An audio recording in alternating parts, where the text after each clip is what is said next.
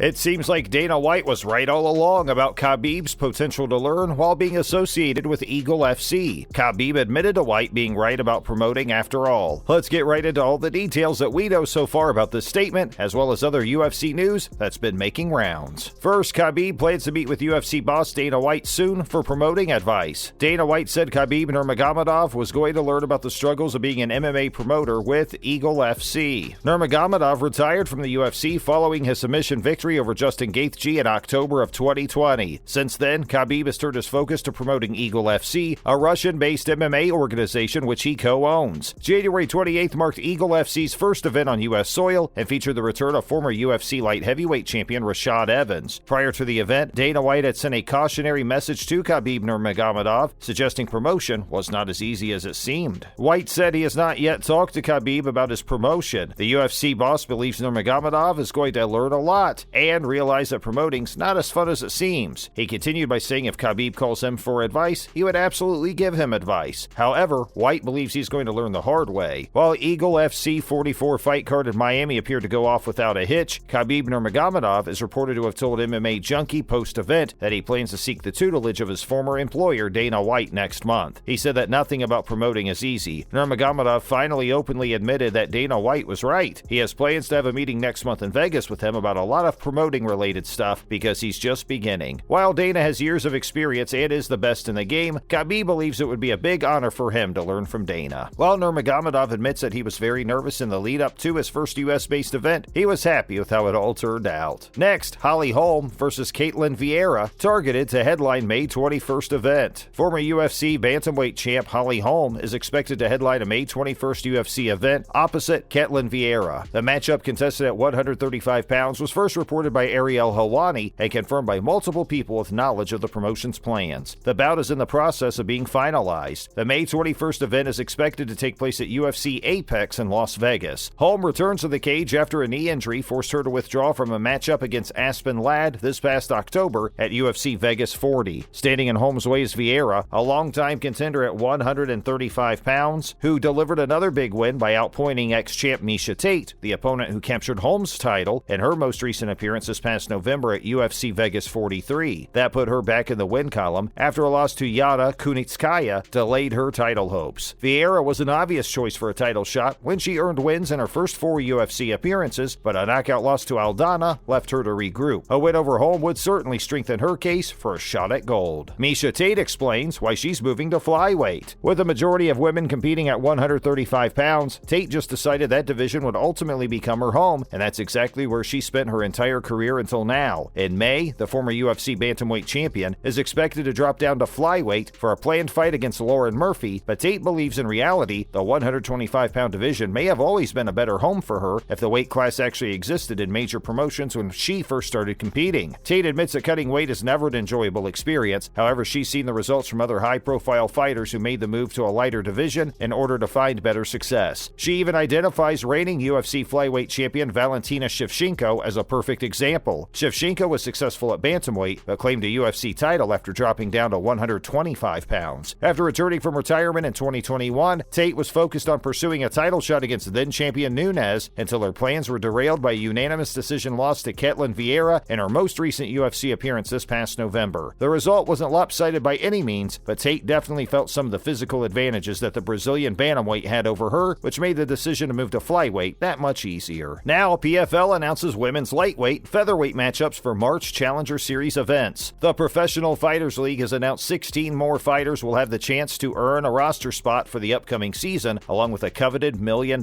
prize. On Wednesday, the promotion announced the 4 women's lightweight matchups that will take place on March 4th at its Challenger Series event at Universal Studios in Orlando. Here is the current lineup: Martina Jindrova versus Jacqueline Calvin-Conti, Jackie Cataline versus Evelyn Martins, Julia Dorney versus Jeslyn Michelle, and last but not least, Michelle Montague versus Olivia Parker. Fighters in the Challenger Series compete for one of 2 types of PFL contracts: a spot in the 2022 season with $1 million as the prize on the line, or a developmental deal that could lead to inclusion in a future season. 8 contracts will be given out over the course of the 8-event series, or 1 per show. PFL Challenger Series events will air live on Fubo Sports Network. The series premieres on February 18th with a card featuring light heavyweights. Next, Megan Anderson is not retired, but has no plans to fight as of right now. now. We may have seen the last of Megan Anderson inside the cage, but if not, it certainly sounds like it could be a while before we see her compete again. Anderson is the former Invicta FC 145-pound champion and one of the few true women's featherweights that the UFC had on roster. However, Anderson's most recent fight, a loss to Amanda Nunes at UFC 259, was the final fight on her UFC contract, and the organization chose not to re-sign the Australian fighter. After announcing her split from the UFC, Anderson said she intended to take some time to heal from injuries before deciding her future, and now it sounds as though she's made up her mind. On Wednesday, she announced in an Instagram post that she has no plans to fight again at the moment. At only 31 years old, and as one of the few big-name fighters in the women's featherweight division, Anderson would likely have suitors should she wish to return to MMA. In the meantime, Anderson is set to star in The Extraction 2 alongside Chris Hemsworth, a sequel to the Netflix action thriller. Lyoto Machida planning to test free agency after next Bellator fight. Lyoto Machida will be a free agent next time he leaves the Bellator cage. The Dragon revealed on this week's episode of MMA Fighting's Portuguese language podcast, Trocao Franca, that he has only one bout left in his contract with the promotion and plans on testing the market later this year. The former UFC light heavyweight champion left the UFC on a 2-fight winning streak over Vitor Belfort and Eric Anders and signed with Bellator in 2018. He went on to defeat Rafael Carvajal and Chael Sonnen before dropping decisions to middleweight champion Gerhard Mousasi and 205-pound rematches with Phil Davis as well as Ryan Bader. Machida is hoping to return to middleweight for what may be his final Bellator fight and welcomes the idea of a bout with former title contender John Salter in March. Lastly, Alexander Gustafsson returns to the heavyweight division. It appears that Alexander Gustafsson is not quite done with the heavyweight division. Multiple sources confirmed the news to MMA Fighting on Tuesday that the UFC is targeting a bout between Gustafsson and Ben Rothwell for the UFC Fight Night event on May 21st. A location for the event has not yet been determined. Gustafsson was a standout light heavyweight for nearly a decade, challenging for the 205-pound title on 3 separate occasions. However, following a brief retirement from the sport in 2019, Gustafsson returned to the UFC in 2020, where he made his heavyweight debut, getting submitted by Fabricio Verdum in the first round at UFC Fight Island 3. Following the loss, Gustafsson prepared to return to 205 and was scheduled to face Craig last September, but was forced from the bout due to injury. He is currently on a 3-fight losing skid and an 18-7 record overall in his MMA career. This will be Rothwell's first appearance since being stopped by Marcos Rogerio de Lima last October at UFC Vegas 42. The former IFL standout signed with the UFC in 2009, where he has amassed a 9-8 record in the promotion. His overall record stands at 39-14. And that's all for now, folks, but we'll be back with more interesting videos. To stay informed about the sports industry, keep watching our videos. Tell us what you think about the possibility of Khabib reaching out to Dana for advice by sounding off in the comments, and don't forget to like and subscribe before leaving. Signing off!